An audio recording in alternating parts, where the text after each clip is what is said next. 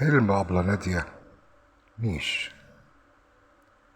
أبلة نادية ممكن تكون جارة، معرفة، قريبة. المهم إنها ممكن تكون مرت بحلمها في حياتك أو سمعت عنها.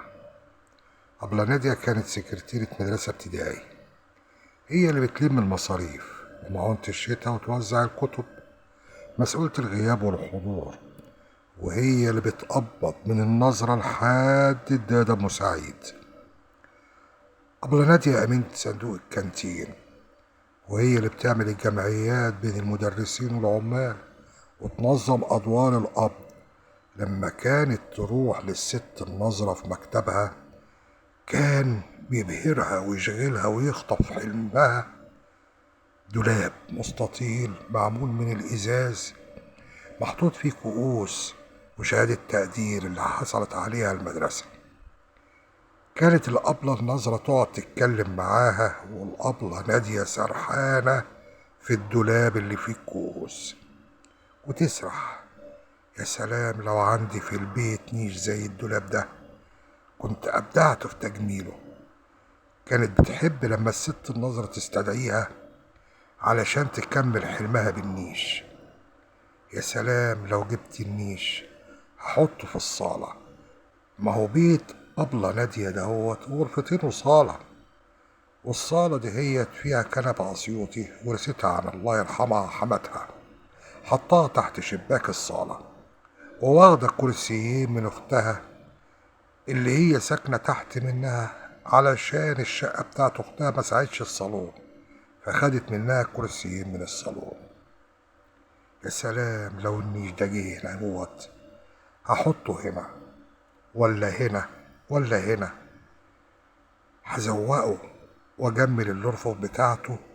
مفارش هي عاملاها من زمان بالكروشيه، وعندها طقم شربات وطقم فناجيل، وعندها شوية ورد بلاستيك صناعي وكم لعبة وكم هدية سبوع من بتوع ولاد زمايلها.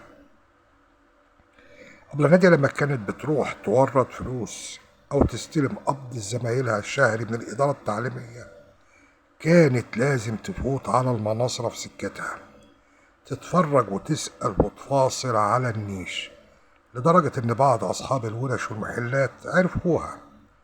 أبلة نادية في يوم قالت لجوزها الأستاذ حامد أفندي اللي كان موظف في السكة الحديد وأكبر إنجاز في حياته الأسرية إنه بيستخرج لهم كل سنة كارنيه ركوب المواصلات مجانا.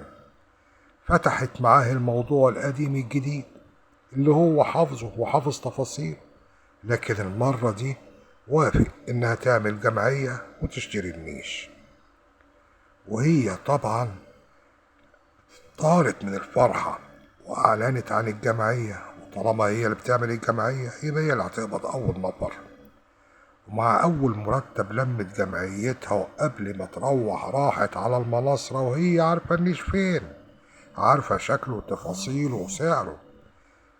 فين أبلة نادية، فين أبلة نادية في المناصرة بتشتري النيش. جابت عربية يد وحطت عليه النيش وروحت طايرة من الفرحة. قبلها بيوم كانت موضبة الصالة ومسحاها ومكان النيش فاضي ومستنيه. طلع النيش بالسلامة واتحط في مكانه اللي مستنيه من زمان. طلعت المفارش وطقم الكوبايات وكم فنجال، فرشت النيش وقعدت تتفرج عليه من كل زاوية. لما يجيلي الضيوف هيقعدوا هنا ولا هنا ولا هنا.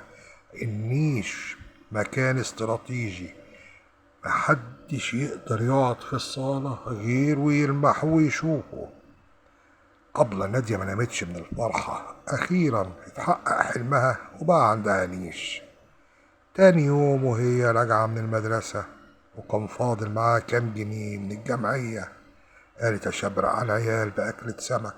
فرحت النيش وهي واقفة عند شواية السمك وبتستلم السمك من البياع، وفجأة يا أفاضل الأرض تتزلزل وتتردد وتوب وصوت: إيه يا إخوانا، سلم يا رب سلم، ده زلزال. الناس جريت شمال ويمين أبلة نادية خدت سمكها وجارية على البيت، جريت عشان تطمن على النيش. من بعيد شافت لما وهيص على ناصية الحارة. خير يا ناس، خير يا ناس، في ايه؟ الكل بيطبطب عليها ويقول لها احمدي ربنا، عيالك وجوزك واختك وولادها وجوزها بخير، يا دوبك نزلوا من البيت والبيت اتهد وبقى زي ما انت شايفة. بصت لجوزها ولولادها، يعني محدش لحق النيش؟ يعني انتوا نزلتوا وسبتوا النيش؟ معلش يا ابله نادية، حلمك راح مع الزلزال.